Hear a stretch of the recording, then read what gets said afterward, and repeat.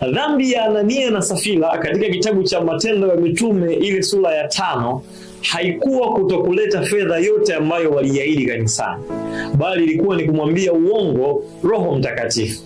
Labda ungekuwa uwazi katika kile kidogo ambacho wangekileta, wasingeingia katika kile ambacho kiliwapata. Unajua, ni heri kutoa kidogo lakini kwa uaminifu.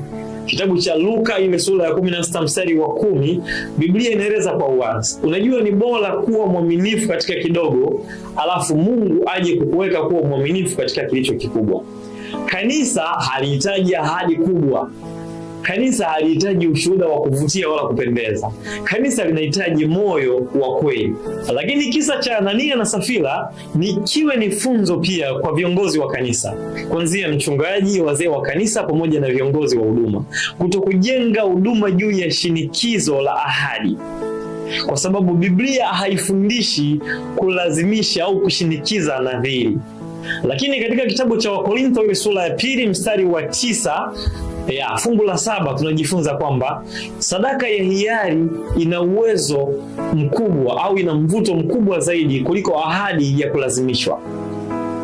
Viongozi wa dini, jifunzeni kuepuka na kuondoa mazingira yanayochochea unafiki. 1, wito wenye hisia kali katika matoleo. Lakini 2, mashindano ya nani anatoa zaidi ya mwingine au nani atatoa zaidi ya mwingine. Lakini kutangaza ahadi za watu hadharani kwa kuwapatia heshima. Ili jambo utengeneza wakina Anania na Safira wa kimya wengi sana ndani ya kanisa. Kumbuka, kazi ya kiongozi wa kanisa sio kukusanya fedha, bali ni kulinda dhamiri. Lakini mwisho, kumbuka kwamba kiongozi ambaye anapima Ukristo wa mtu kwa kiwango cha fedha, huyo ameshakwisha kupoteza dira ya Injili. Mungu akubariki.